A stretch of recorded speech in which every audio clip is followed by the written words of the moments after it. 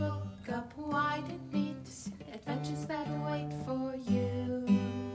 Live and learn and laugh and play whenever your dream comes true. You could swim along the river all the way to the sea. You could fly up in the sky above the clouds and trees. You could plant a flower garden up on top of the moon. You could swing through the jungle all afternoon.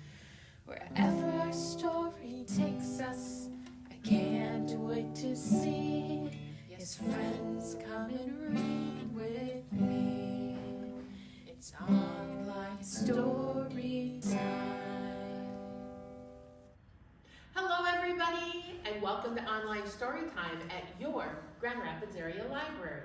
I'm Miss Tracy. I'm Grandma Pat. And we're very, very happy that you're with us today. Hey Grandma Pat, before we start talking about that zoomy thing we're going to talk about today, should we sing? Let's sing. Storytime friends, would you join us in singing? And remember, the song says clap your hands, but you clap whatever you want to. Here we go. If you want to hear a story, clap your hands. If you want to hear a story, clap your hands. If you want to hear a story, if you want to hear a story, if you want to hear a story, clap your hands. And I can't wait to hear some stories. Grandma Pat, what do you want to talk about today? Isn't that cute? Yeah. You know, that really is only about 3 inches long, about like that. And it's a very, very, very fast bird. Maybe you've seen them. If you live in the area that they are, you might have seen them, and they're very, very courageous. They don't take any stuff from anybody. They fight bumblebees, they fight birds, they fight humans, they don't care. They are hummingbirds. A hummingbird. And why do you suppose they call it a hummingbird? I wonder. They fly really fast, and they make a noise when they fly. Kind of like somebody humming along. That is a hummingbird. And as big as we are, they're not afraid of us at all. Hummingbirds' wings go so fast that they actually make a sound in the air. That's the zoom, zoom that you hear when hummingbirds fly all around. And their wings don't go like this, like other birds do. Their wings go like this. They rotate like this. They have to do all of that, and they're only 3 inches long. Can you imagine? And a hummingbird in the summertime has to eat every 10 or 15 minutes. And during the day, they go to between 1,000 and 2,000 flowers in order to get the nectar they need to survive. That's amazing. And their brains remember the flowers they go to. Can you imagine? They are a real special bird. Can you imagine knowing every flower you've ever been to? You got to 2,000 flowers? In one day. Oh my gosh. That's crazy. So Grandma Pat, do you have any good books about hummingbirds? I've got such good hummingbird books. I can't wait. Miss Tracy, our first hummingbird book is written by Nicola Davies and illustrated by Jane Ray. And it's just called Hummingbird. And it's just called Hummingbird. And it's brought to us by Candlewood Press. And this one, before the title page, there's a little bit of information we need to read. This is a map. And the pink part is where ruby-throated hummingbirds spend the summer. In here, that green part. And where do we live, Grandma Pat? We live right there, way, way up there. And the purple part is where they go in the winter, and they go all the way. Little tiny birds go all the way, and our hummingbirds anyway, go all the way from northern Minnesota down to Central America every year. Wow. Yeah, wow. Ruby-throated hummingbirds are tiny. They weigh less than a nickel. But every spring they fly up to 2,000 miles from Mexico and Central America to spend the summer in the United States and Canada, where they build their nests and have their babies. In the fall, they fly all the way back again to spend the winter where it's warm. And we are going to find out an awful lot of things about hummingbirds today. Granny's in her garden with her granddaughter. "Keep still," she whispers to the little girl, "and they'll come." The child holds her breath, and they do come. Look at all of these birds. Their feathers flash in the slants of light. Their wings make the sound of their name, beating as fast as thought. Tsoon, tsoon. "They'll soon be gone," Granny says, "flying north like you." The little girl looks sad, so Granny kisses her and says, "Maybe they'll visit you in New York City."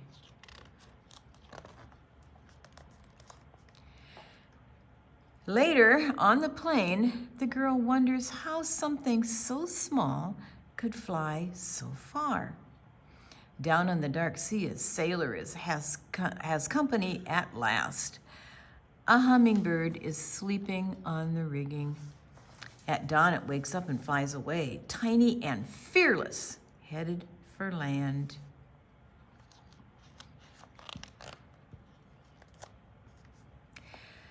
Out on the veranda, everything is ready. The nectar feeders are filled and tiny flies buzz in the bug dispenser.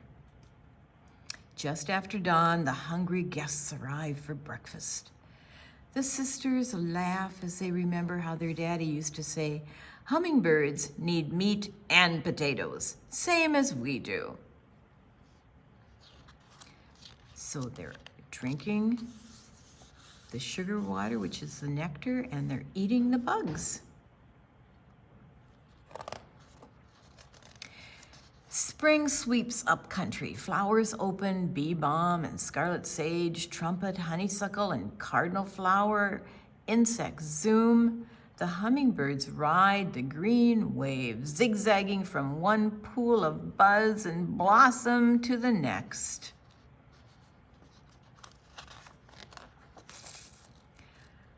A young man sets aside his school books when a hummingbird won't share flowers with a bumblebee. He laughs aloud and texts his mother a photo of the little bird, too angry for its size. There is a bumblebee. There is a hummingbird. The hummingbird is chasing the bumblebee away. This family leaves their dinner on the table and goes outside to see hummingbirds sipping from the feeder they made out of a plastic cup and filled with sugar syrup.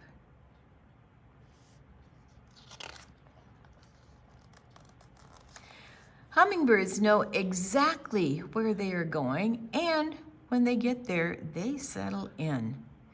The male chases other hummingbirds away so that his family doesn't have to share the nearby flowers. The female makes a nest with lichen, spider silk, and thistledown. It holds her 2 eggs tight, but stretches as the babies grow and grow and grow. And if you see this quarter right here, you see that? Some hummingbirds' nests can be that small. Can you imagine being that small? Can you slide it over to the white part of the page, Grandma Pat? There. So, hummingbird eggs can fit into something that small? Yep, they have 2 eggs and it can fit into them. They're not all that small, but they can be that small. Wow. That's something. Be hard to find, wouldn't it, if you're looking for a hummingbird's nest? Yeah. Be hard to find. In late summer, a little girl is walking, head down, in the park. There's something in the grass, white, too small to cap her littlest finger. There's only one thing it could be. What do you think it is? Somewhere up among the trees and green, there's been a visitor from Granny's garden. Can you show me what she sees? She sees that little white thing in there. Oh. And she says she tried to put it on her little finger as a cap, and it was too small. That's a tiny shell. Yeah, what do you think it's from?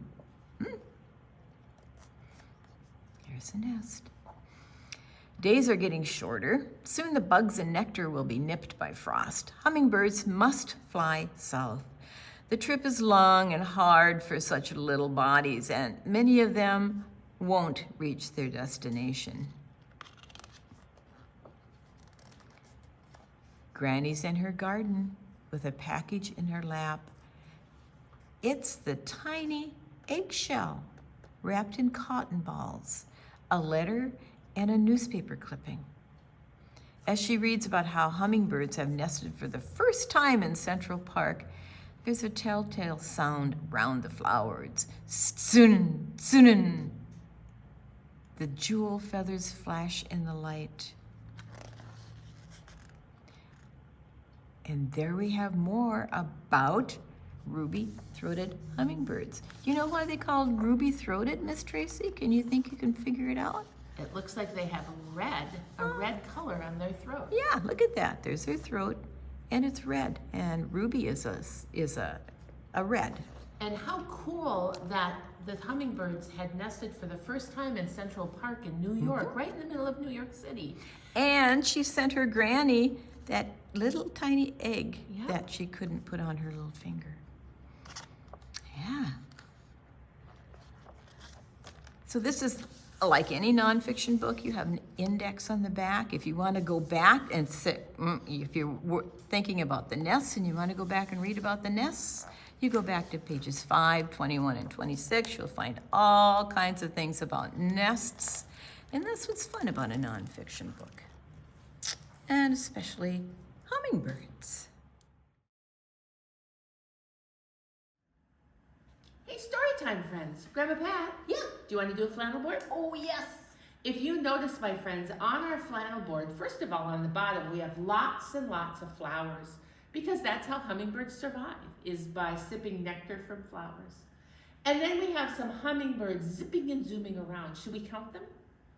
Okay. 1, 2, 3, 4, 5. And that's really good because our song is called 5 Little Hummingbirds. And we have 5. Let's see what they're going to do. Here we go. 5 little hummingbirds zoomed through the sky, buzzing and humming as they fluttered by. One flew off to sip a flower so sweet. Now there are 4 with tiny twirling feet. We have 4 left. 4 little hummingbirds hovered near a tree. One spotted nectar and zipped off with glee. Off it flew on a windy spree. Now there are 3, just 3 to see. 1, 2, 3. 3 little hummingbirds in the morning dew. One saw a butterfly and off it flew. Danced through the air so wild and free. Now only 2 are left to see.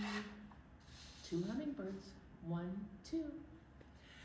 2 little hummingbirds under the sun. One got tired and decided they were done. They flew the nest for a little rest. Now just 1 bird is doing its best. 1 little hummingbird flying all alone hoped their friends would soon return home. Back came the others from far and wide. Now 5 hummingbirds zoom side by side. And there they are, They're back to zipping and zooming on the flowers. Everybody needs a rest, especially hummingbirds. Thanks for playing.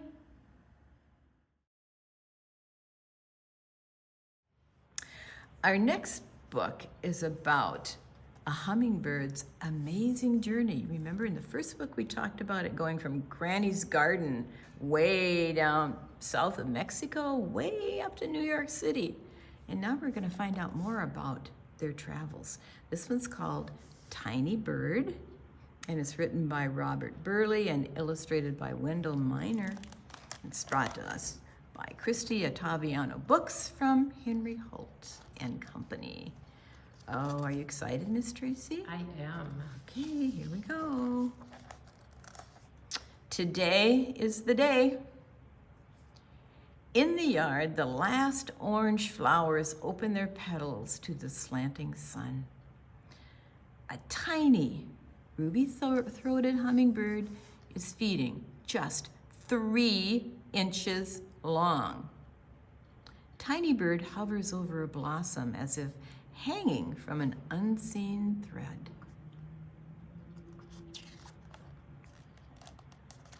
Whir! Its wings flutter more than 50 times a second, so rapidly they're nearly invisible. Zip! It darts up, and zap! It flits down, flower to flower, backward, forward, under, over, like an acrobat of the air. Radiant green feathers glimmering, ruby throat shimmering. Tiny Bird delicately dips its beak into the heart of each flower, extracting precious nectar. It will need as much food as it can gather for the hard trip ahead. Oh, such a tiny little bird. The flowers are fading. Insects grow quiet. Leaves are turning yellow. Autumn is coming. Born in this northeastern yard, Tiny Bird has explored every inch of its small territory, but now it feels a pull and knows it must go. It must leave this familiar place and fly to a far-off winter home. Today is the day. Away, headed south, all alone. Tiny Bird begins its amazing journey. It flies low, skimming the tops of trees. Zoom! Its wings rapidly rotating. Tiny Bird speeds along, sometimes nearly 30 miles an hour. No one sees it gliding over farms, fields, train tracks, smokestacks, houses, and schools. But Tiny Bird sees everything.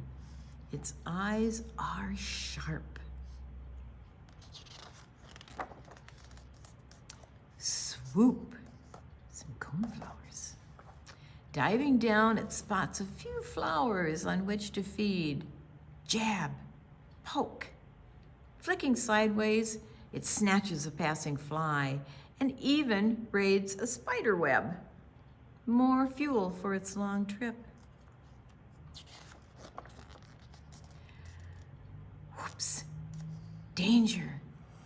Quickly, Tiny Bird zigzags out of the path of a hawk, reeling from the whoosh of the hawk's enormous wings. A close call. Day after day, farther and farther, pausing to rest here and there along the way, Tiny Bird travels southward. And yet it must keep going. The most difficult part of his perilous journey is soon to come. What do you think that might be? The Gulf of Mexico lies waiting. Dark blue, deep, and vast, it glitters under the sun. Tiny Bird lingers for a moment near the shore, its tongue unfurling to gather flower nectar. Quicker than a blink, it nabs one last mosquito. Then into the air, over the first pounding waves, it begins its non-stop flight of more than 20 hours. Can tiny bird make it? Many hummingbirds never do. Here it goes, that tiny little hummingbird.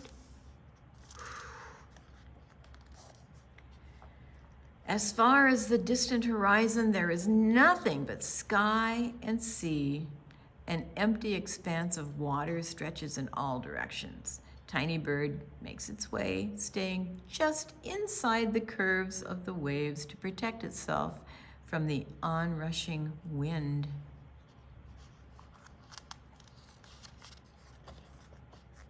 Ooh, watch out!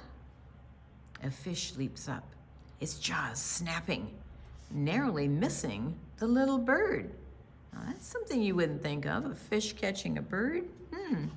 It's usually the other way around. As the setting sun tints the sky orange, dark clouds form. A sudden storm stirs up the seas. Between flashes of lightning, tiny bird struggles, fighting through the wind and the pelting rain.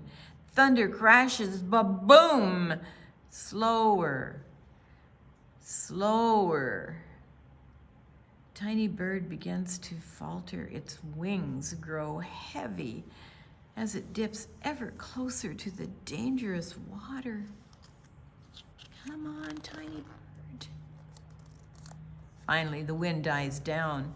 The storm moves on, and in the darkness ahead, a small fishing boat rocks, its dim light swaying.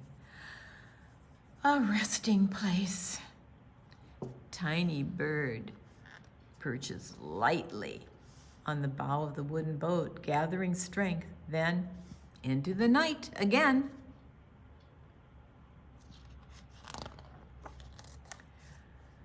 Marbled clouds pass. Moonlight opens a smooth, widening path on the water. Millions of stars blanket the sky. At last, Earth's horizon glimmers with the first hint of day, and suddenly, in the dawn light, above a wave's curl, land. Look at tiny little bird. Green trees and vines, rainbow-hued flowers. Tiny bird is worn and thin after its travels. Exhausted, it rests on a twig for precious seconds. Then it flits into the forest to feed on plentiful flowers and insects. Today is the day after flying more than 1,500 miles. Tiny bird has arrived. It has reached its winter home at last. In the spring, it will return, flying back to the same yard it left so many months earlier. But for now, tiny bird rests and feeds, flickering from flower to flower, like an emerald spark flashing in the bright sun. Yes, today is the day. Can you imagine a tiny bird going all of those miles?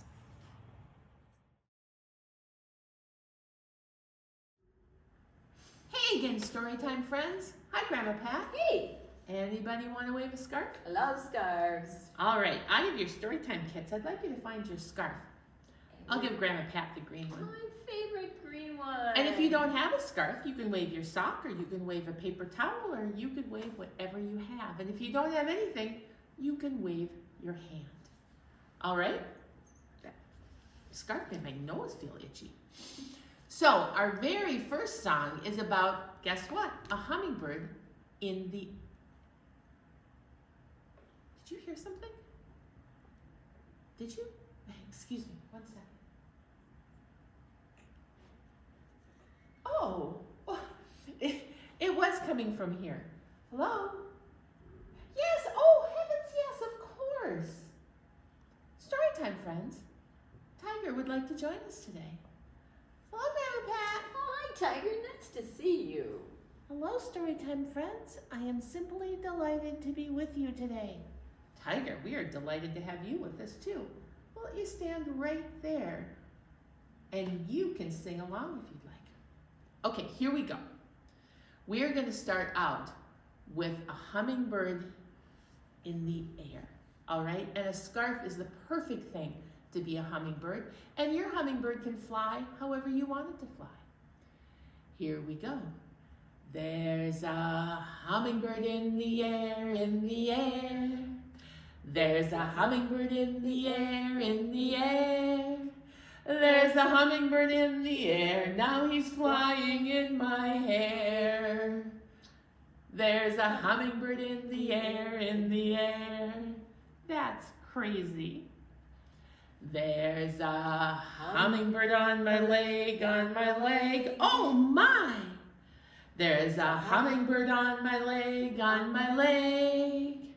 There's a hummer on my leg, I hope he doesn't lay an egg. Not on my leg! There's a hummingbird on my leg, Where else do you think a hummingbird can be? Okay, hang on. There's a hummingbird on my nose, There's a hummingbird on my nose, There's a hummer on my nose, I can see his tiny toes. There's a hummingbird on my nose, Is there one on your nose too? That's pretty silly. All right, let's try another one about hummingbirds with their really fast wings. All right, here we go. Hummingbird with wings so fast, zooming by or flying past, sipping nectar sweet and bright in the morning's golden light. Hummingbird so small and sweet, fly so fast, keeping the beat. It sounds like that with a hummingbird with their wings flying so fast. It sounds like they're making music. How about another one? Ruby throat and feathers green, quickest bird I've ever seen. Flit and flutter, zip and glide, dancing in the air so wide. Hummingbird, you make me cheer, hooray! I love it when you fly so near. And there they are. I like to imagine all your wonderful hummingbirds zipping and zooming while we sang that song together. Hey, thanks for playing. Grandma Pat, Storytime friends, I had such a fun day today. Oh, we learned so much. I loved talking about little tiny zippy zoomy hummingbirds. And I thought that the scarf songs that we sang, that looked so much like a hummingbird, zippy, zippy, zippy, zoom, all through the sky. And we learned about a hummingbird that nested in Central Park in New York, and then the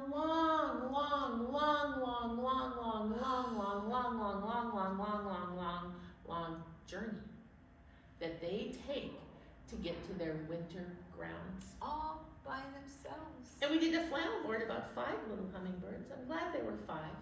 And I'm glad the 4 came back so they could all zip and zoom together. But now I think, my friends, it's time for us to say goodbye. Okay. Would you sing with us? All right, here we go. Oh, it's time to say goodbye to all our friends. Yes, it's time to say goodbye to all our friends.